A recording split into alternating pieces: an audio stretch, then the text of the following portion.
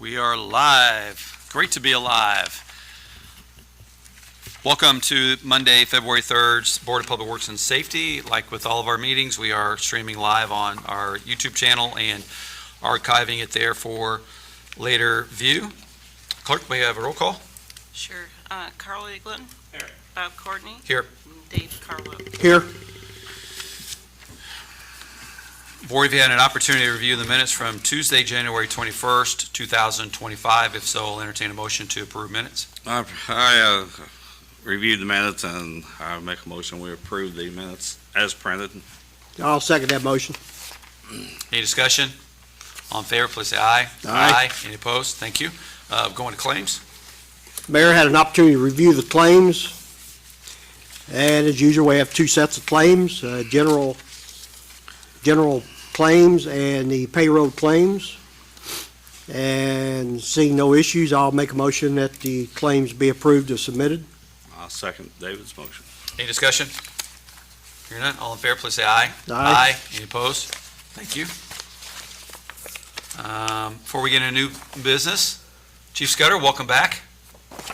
Good to see you here. And now new business, Utilities and Superintendent Brian Jackson, relative to our water project. Morning, Brian.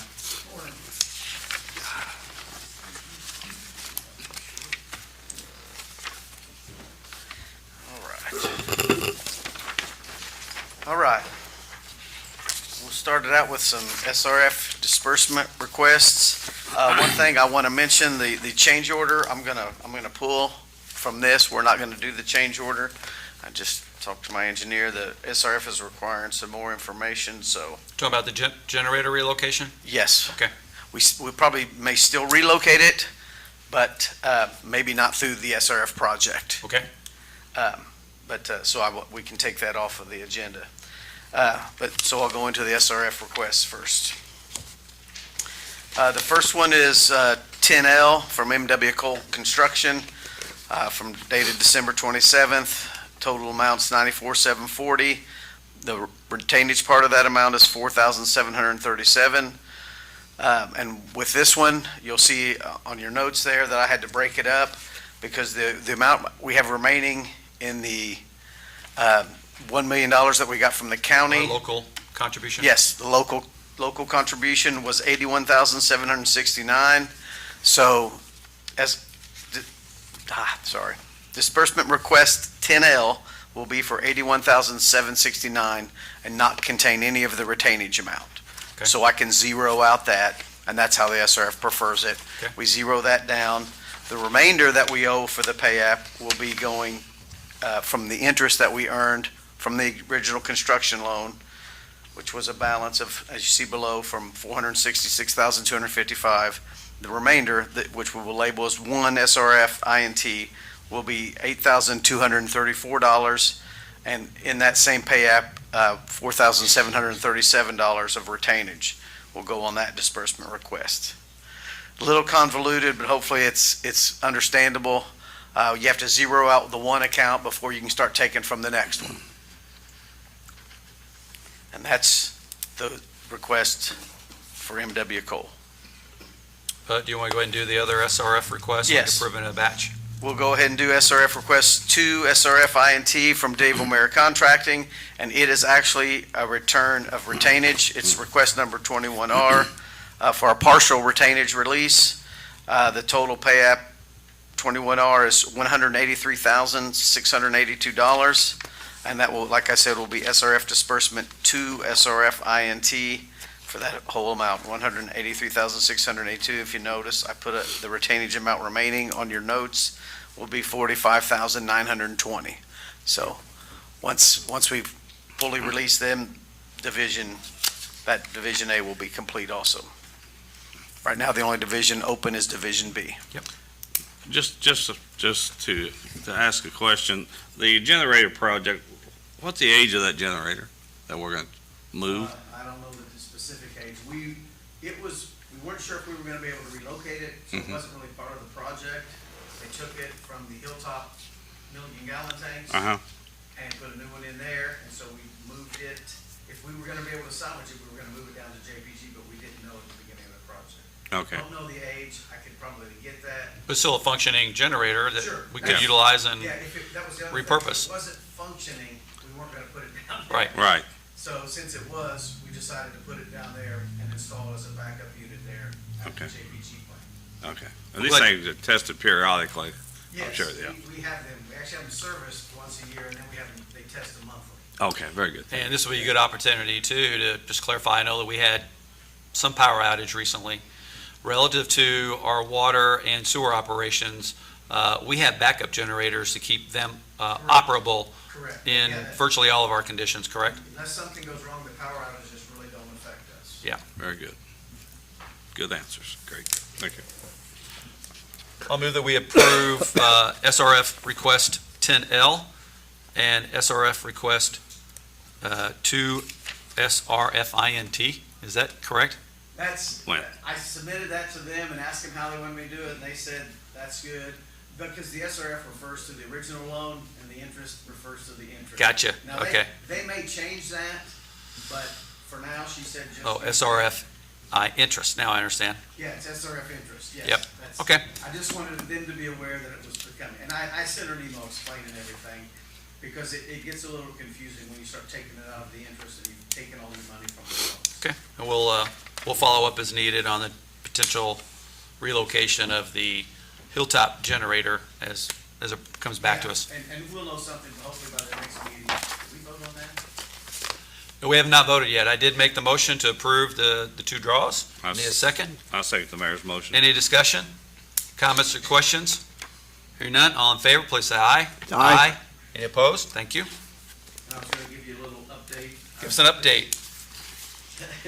The first one has to do with NDOT and some of the projects they're requiring us to do with water. The Riverview Drive intersection project you see on there, they're gonna be redoing the intersection at Riverview Drive and State Road 5662.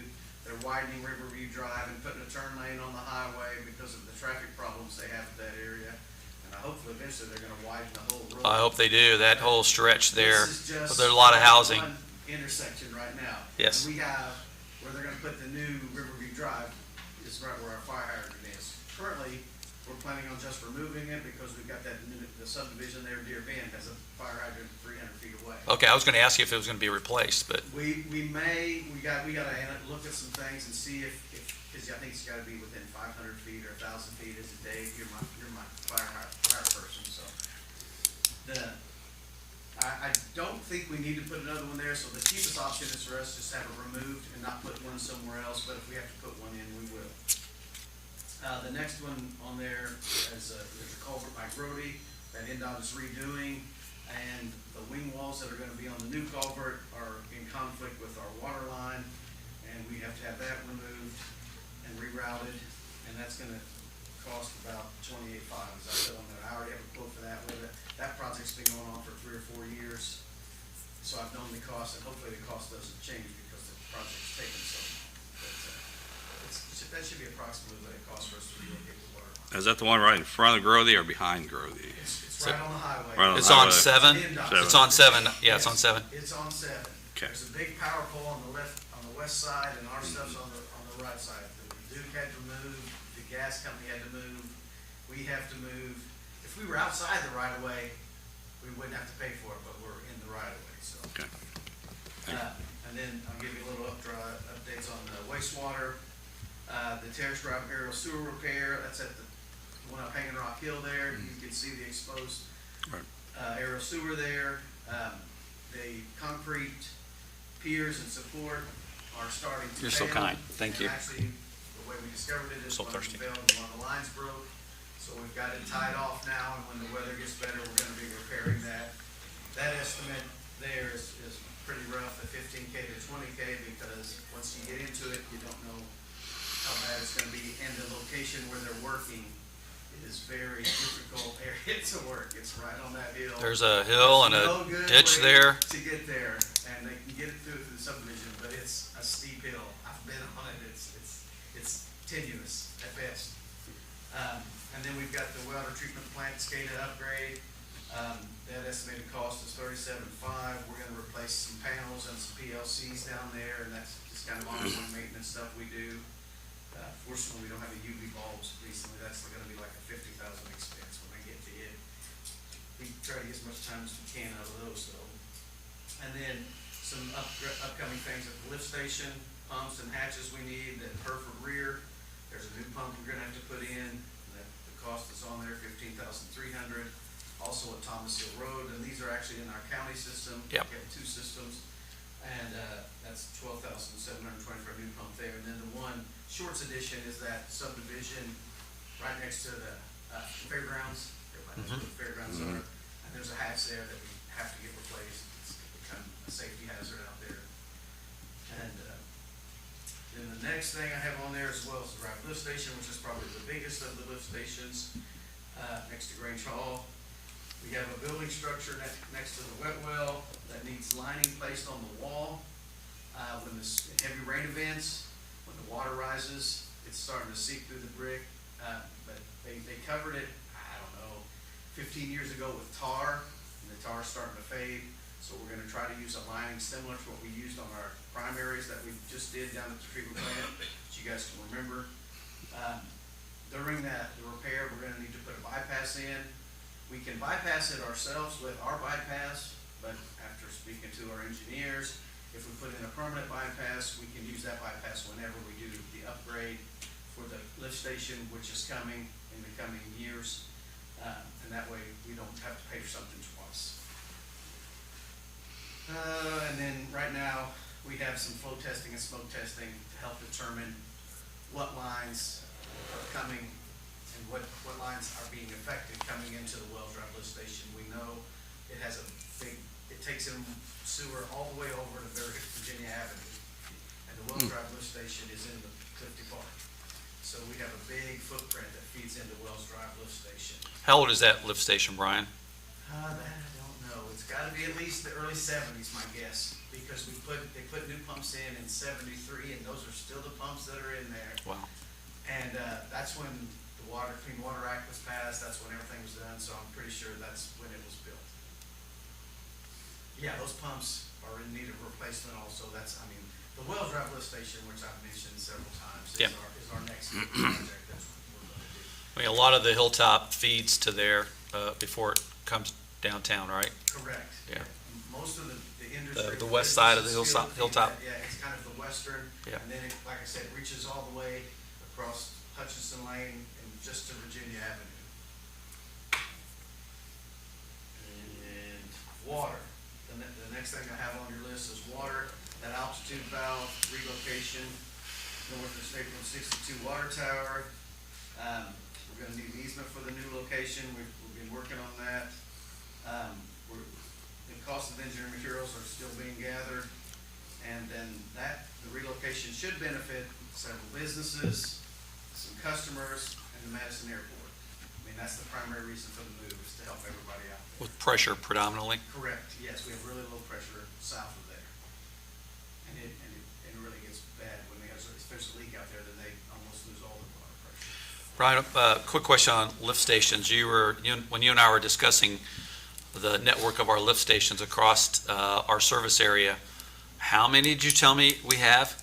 We have approximately 43 in each unit, 43 in the city and 43 in the county. Yeah, wow. The drawback to that is the county has a lot fewer customers Yeah. than the city. So it costs, when we have costs in the county, there's fewer customers to spread Right. the cost on. But when we annex all in, it can all be one. You're right. You see all the benefit immediately. Yes, you see, yeah, lower rates immediately. That's all I have, unless you guys got any questions. Nice update. Relative to our master plan for sewer that was probably done around 2016 maybe, and then started implementing part of it in 2017, and then the master plan for the water, which we did probably around 2020 or 2021 when we finished that. 2019 and probably finished it. Yeah. Do we need to be updating or implementing other phases of those two master plans? Well, for the sewer, it actually started in the early 90s we had a long-term control plan. All right. And actually, the Wells Drive lift station. Hit your button on that, if you don't mind. Yep. There you go. I must have hit it. Yeah, what we did in 2016 was just one of many steps in the sewer. And Joe knows, that started with the long-term control plan in the early 90s. And each phase, obviously you can't do everything at Yeah. once. And we are just, I don't know if they've closed it out entirely, the long-term control plan, it's close. But I think Wells Drive Lift Station was on the list, but we addressed some of the problems with increasing the wet well size. So that can kind of kick down the road. That's why it's really the last major thing we have to do. But yeah, we did, since I've been here, we've had a sewer project in 9, 12, and 16. But they were all part of a big long-term control plan that IDEM had implemented on us. Gotcha. The water, that plan, like you said, that was just created in 1920. Yeah. I started talking about it maybe in 18. I can't 2020. remember with the engineers, and we were trying to put something together, and you see in the big, There was the guiding document that Yes. led us into the project you're just finishing up with. right, and it had subsequent projects in different sub areas that needed upgraded, but just like with the sewer, you can't do everything at Right. once. You got to slowly progress, and eventually the city will be perfect. Well, the good news about water and sewer is that we funded, I mean, I'm not saying that our rates are where they need to be, because a lot Right. of time has passed, and as you know, we've gone through Correct. a lot of inflation since then, but at least in those parts of city operations, we have capital replacement funds that's allowing us to Yes. make many of these repairs without the need to go out and do a major Right, rate change. smaller ones, or- correct. Yeah. Yeah, You can yeah. attack those problems incrementally over time, unlike many of the other operations of the city where there's no, replacements set aside for. Correct, and really, repairs I and just set that up in 2016, the sewer, and then with the water, when you and I set up the water replacement fund. I mean, those didn't exist until 2016 and 2022, when we be- passed the new ordinances. We would be facing a lot of Yes. funding issues if we did not have those replacement reserves. And then when Most we did the sol- definitely. And then when we did solid waste restructuring last year, we also put a capital replacement reserve in it to Yes, help make investments in a lot of our plant and equipment that have useful lives that we're way beyond in many instances. right, because You it's just- not if they go bad. Eventually, everything's going to go bad and going to need replaced. Well, you mentioned the pumps at Wells Drive are probably over 50 years old. Yes, yes, they are. And well, in the primaries we repaired at the treatment plant, the east and west primaries were built in the 49 and 50. So, and they're actually holding Yeah. up pretty good. The bad parts was where they were exposed to the sewage gases. And so we had to repair the concrete before we coated and things like that. But yeah, considering their age, they're fantastic. That's all I have. They're younger than Carl. Those pumps are. A lot of people say for my age, I'm fantastic. There you go. I have to agree Wait a with minute, I want to meet those people. Thanks. Brian, thank you. Great report. Keep up the good work. Moving on, Parks, Tanya, contract with Sunset Cinema for movies in the park. Good morning, Board. Hey, good morning. Want to introduce your guest? Yeah, I do. So this is Brett Ricketts. He's been with us at the Senior Center for the last 6 months, doing such a fantastic job. We have given him some more responsibilities, and he's going to be the event coordinator moving forward. So just showing him the ropes, and wanted to introduce you because he'll be bringing contracts to you from now on. Awesome. Well, welcome. Glad to have him. He's done a great job. So this contract you have in front of you for the movies is same vendor we've used for several years. They do a great job. Same setup. We've got 5 movies. The dates are all there. None of the movies are picked yet. Brett will be putting together a survey that Hannah will post before any movies are picked, but we need to get the dates secured with him as soon as possible, so that's why you've got the contract this early. And like in past years, you do a lot of fundraising with sponsors. Yeah, this is one of the this. easier things to get covered. We don't have any problem at all getting sponsors for the movies in the park. Yeah, this will be completely funded with sponsorships. Is the price the same as in the past, or we had an increase, or You know, you? I didn't look at that, but it's real close. If he raised it, it was just a little bit. Yeah.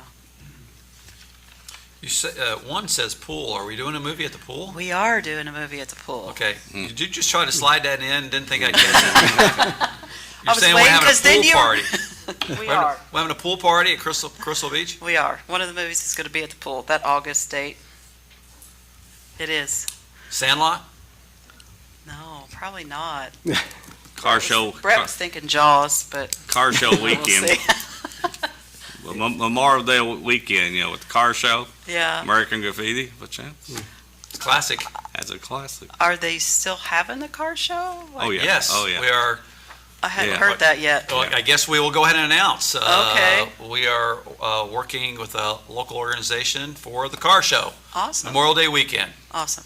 Hopefully that'll come to fruition, and we'll have their event safety plan in here at the next meeting. Okay. Along And with we wanna having thank, American I Graffiti. Graffiti. want to thank That- the River Rats That Car was on Club. the survey. I did tell him that you can put all the other options you want for July 2nd, but Madison will win. Madison, you got to show Madison, the movie Madison. And, Hoosiers would be a great movie to show when we make an announcement for our plans for the Brown Gym this year. Good idea. Put that one in the mix. Just saying. I'll make a motion that we approve the personal services agreement with Sunset Cinema as presented. I'll second that motion. Any discussion, comments, or questions? Hearing none, we're already looking forward to a lot of summer fun. All approve? For sure. Say aye. Thank you. Aye. Any opposed? Thank you. Now I see a beautiful club car with the sun shining in the back, and makes me want to go out there and play golf like a lot of people did over the weekend, probably because it was sunny. So, Deputy Mayor And Christian. and Christian, you want to introduce who your guests are?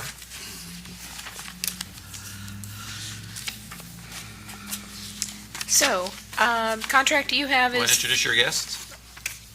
Are you getting there? Yeah. Okay, sorry. we have contracts for new golf carts at the golf course, and I did invite Christian Hansen to speak in detail on them.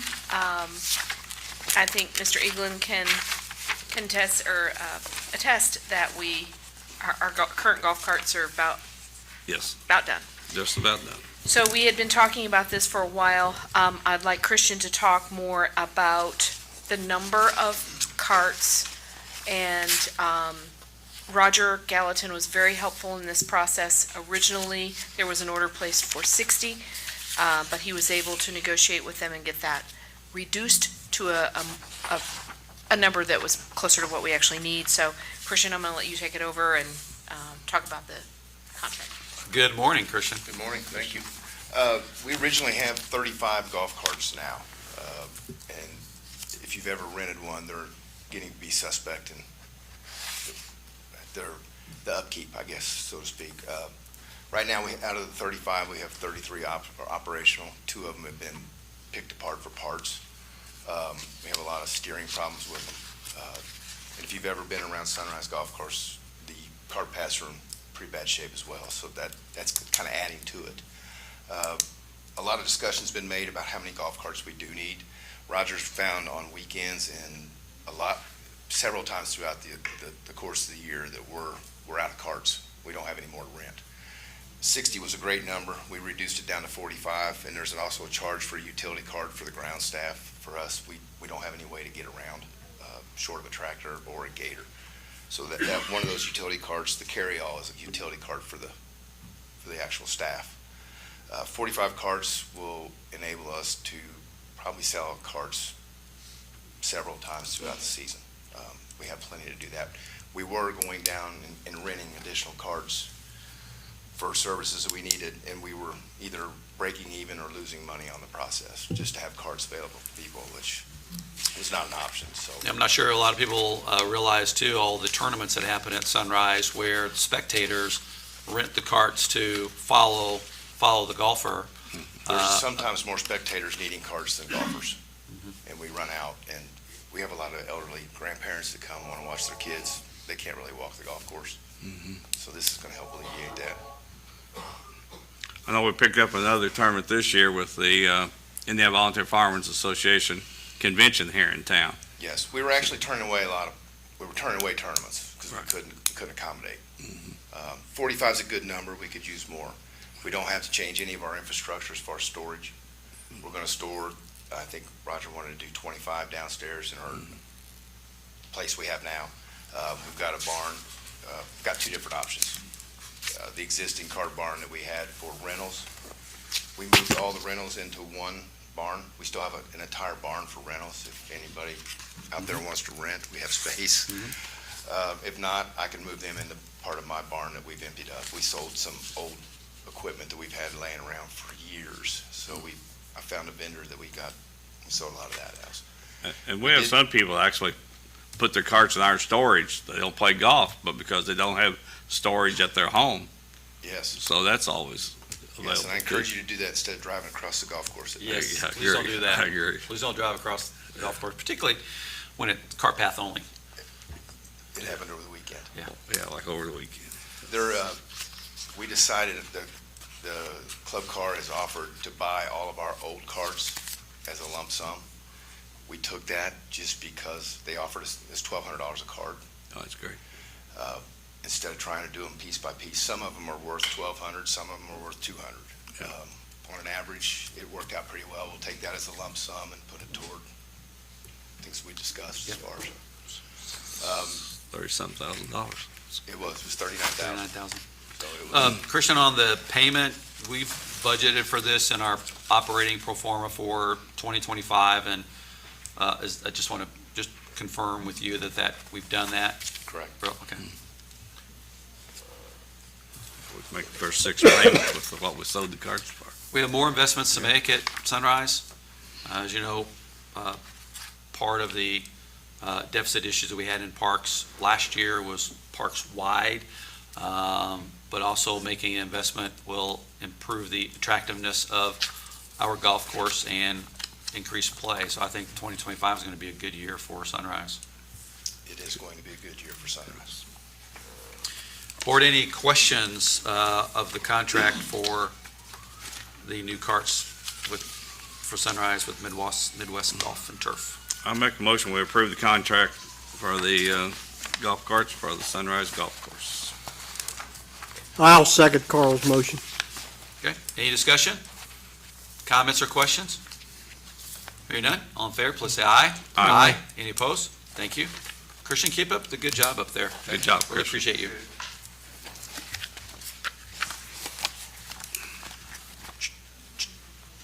Clerk Treasurer Shirley Renierson on a recommendation. Yes, so I've talked to our financial institution and also our accounting software system, and we've come up with a system that we could add to our 6 bank accounts that will help us with reconciling reports and some internal accounting, reporting some stale data information, just generally reconciliation is really the key of what this is going to do for us. It's going to reconcile what we've got bank statement-wise and key fund our accounting software-wise. So I just wanted to present you with the cost. There's a one-time fee to set up our accounting software system, and that is $600 to set that up, the software implementation, and that's $600 up front and an additional $265 for their annual maintenance on that. That's our accounting software charge. And then for the banks, it's a $50 per month per account. With 6 accounts, it'd be a $300 cost. That hopefully that's going to reconcile eventually with our insurance and rates. So we didn't have to purchase any new equipment, no new computers or No anything new else? computers, no, sir. No. German Americans made all the equipment investment that's needed for this. I think it's a great idea, and it will create a lot of operational efficiency in the clerk treasurer's office, but also give us protection relative to checks that are being processed, and other communities have used this service, and it's something much needed, so thanks for bringing that to us. I'll move that we approve our clerk treasurer's recommendations relative to the positive pay application and the associated fees. I'll second your motion. Any discussion? Comments or questions? Hearing none, all in favor, please say aye. Aye. Any opposed? Thank you. Thanks, Shirley. Thank you. Good job. Now, moving on, we have Brenna, our preservationist, Brenna Haley, on some PACE extensions for 302 and 304 West Street and 612 Mulberry Street. Yes, so all three of these are for Rebecca Brown. And she's asking for 12-month extensions for all three of them. She doesn't expect it to take that whole time, but she just wants to make sure that her bases are covered. And Brian Martin is her contractor, and he has been finishing up Vintage Lanes, which is why she's needing the extension. But she said once he's done with that, she will be back to work. Thank you. So 302 and 304 are the address for the property here at the corner of West and Second Streets. Yes. As you can see, there's been a lot of structural work already done on that building. And then there's bracing on the west side of the building.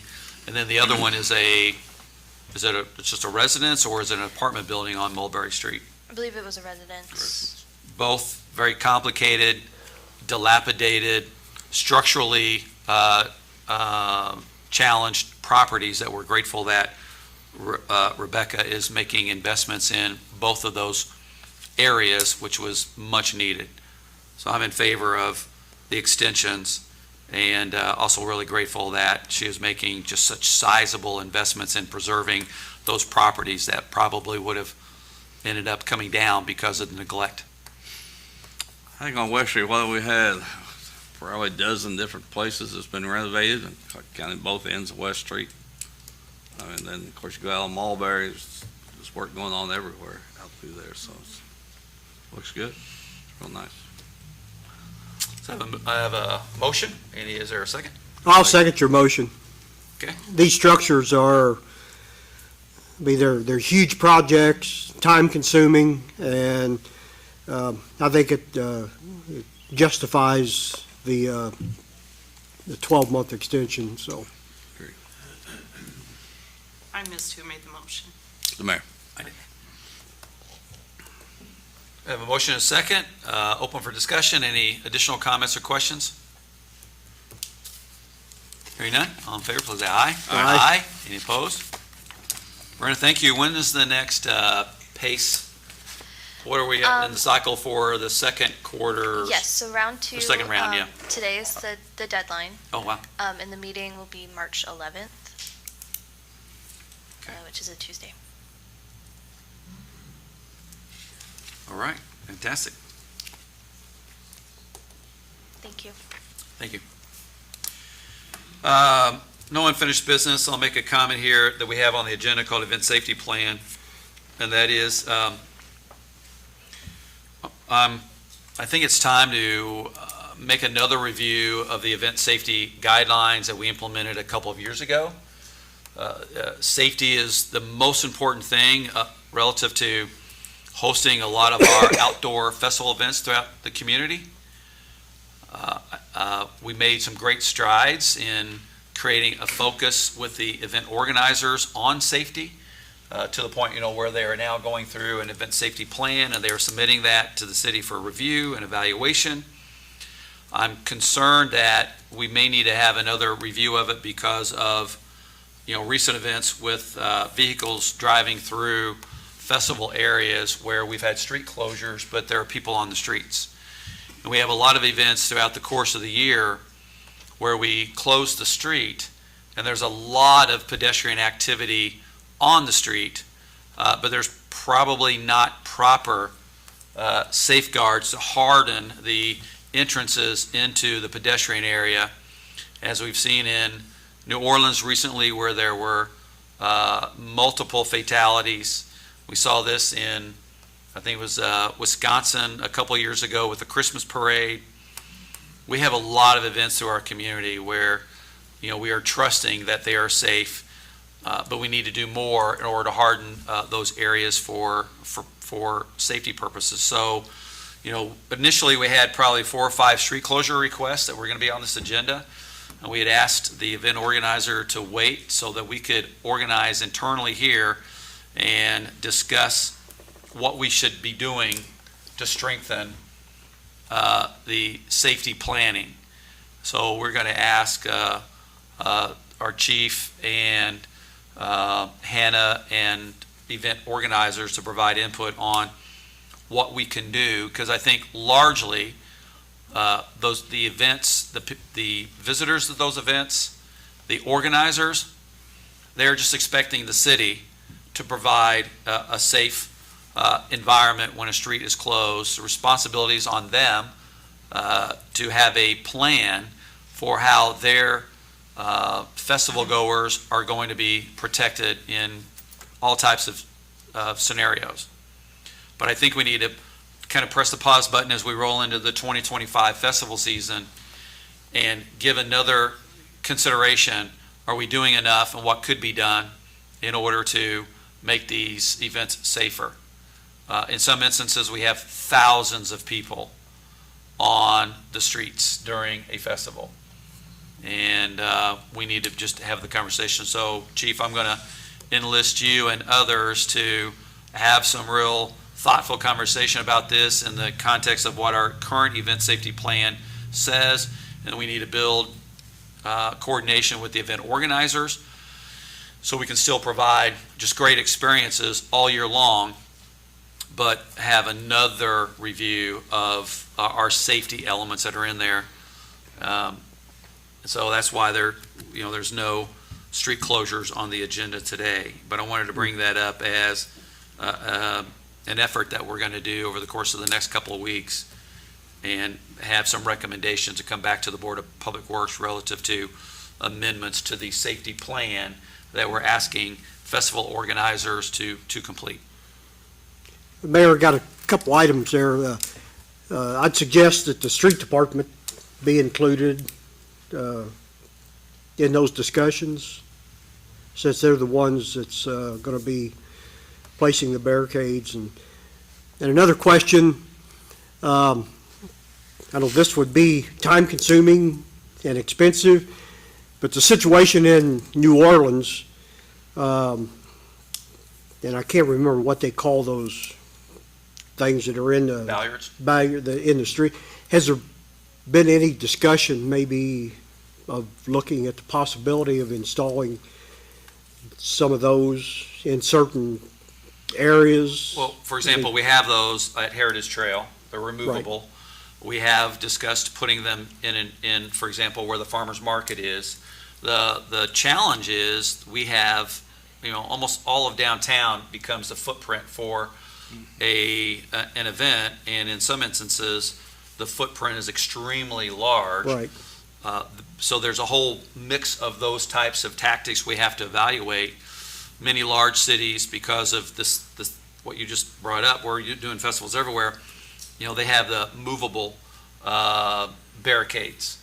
What we need to do is be thinking way beyond the plastic sawhorses, for example, that get there, because it's not going to stop a vehicle from coming into a safe zone for festival operators. The steel movable ones are also very expensive.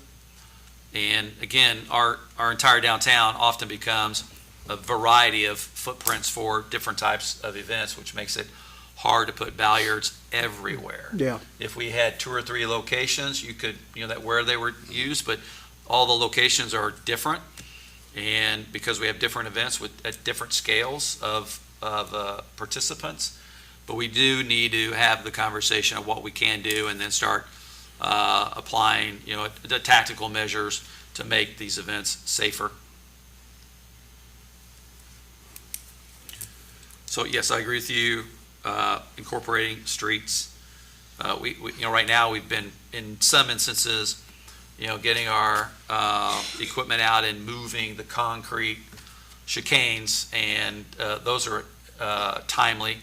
And then you end up having to leave them in place for potentially days before we can come back to retrieve them. So Yeah. we just need to be thoughtful about it. And- Cost the city, the cost of the city of placing those and then removing Yeah. those, it's expensive and time consuming, so. It is, and this is a risk management discussion. Everybody can have fun and we can do it safely, but from a risk management perspective, we know that, as you saw on our last Board of Public Works meeting, insurance, and particularly liability insurance for public entities, is getting more and more expensive.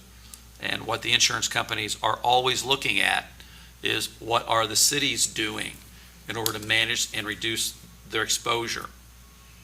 And just like we have invested an enormous amount of money on cyber and workplace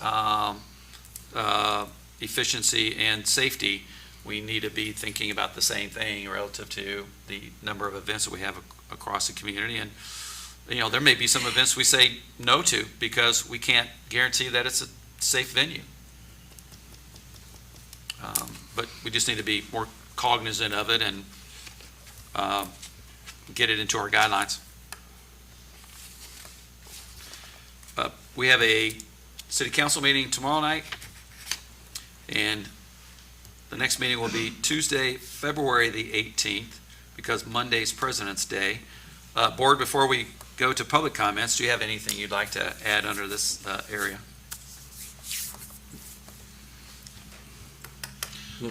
Nope. We'll move to public comment. Anybody here would like to address the Board of Public Works? Yep, Deputy Mayor? Sorry, not exactly a public comment, but I didn't want to miss the opportunity to update the board on a couple of things.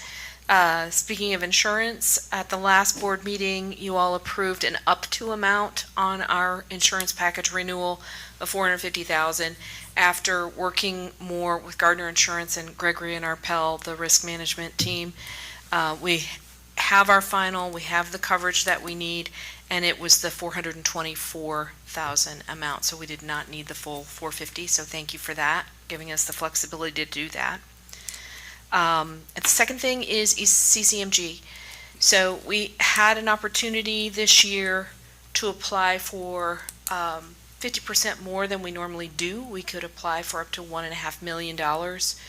We were not sure that we would be able to do that later in the year for the second round of applications, so the mayor was able to get the bond in place by the end of the year to help us with the match on that, and we went ahead and made application for $3 million.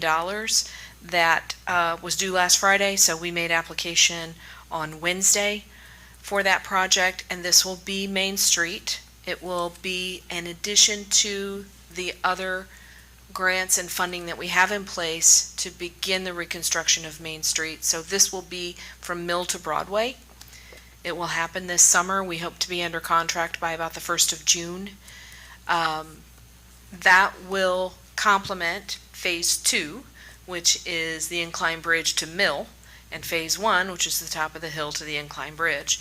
In addition to the 2 safety grants we got, which does the traffic calming on the east end and fixes the intersections at Main and Mulberry and Main and West, upgrading the signals, upgrading the crosswalks to make them safer. So we're trying to put things together every opportunity that we have to work on Main Street and get those taken care of. So we have focused CCMG for the first round, at least this year, to be a Main Street project. This will be our largest CCMG project. It is part of the Main Street Master Plan that we had been working on since 2020 or 2021.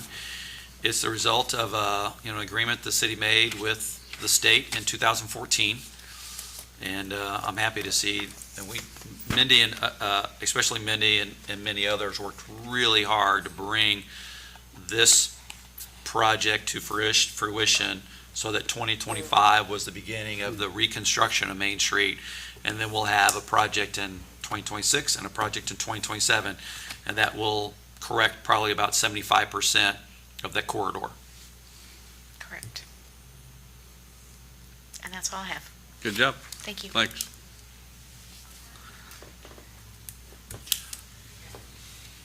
Anything else? Any other comments? Any updates from any staff who are here? Looking at several of you. It's Monday.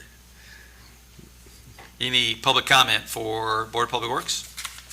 Said our next meeting is Tuesday, February the 18th. That means that Valentine's Day is between now and the next board meeting. There better not be anybody coming here complaining that their significant others didn't get them a Valentine's Day card.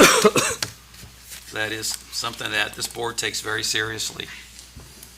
I have a motion to adjourn. I'll second your motion. Second that motion. All in favor, please say aye. Aye. Aye. Any opposed? Thank you. Thanks, everybody.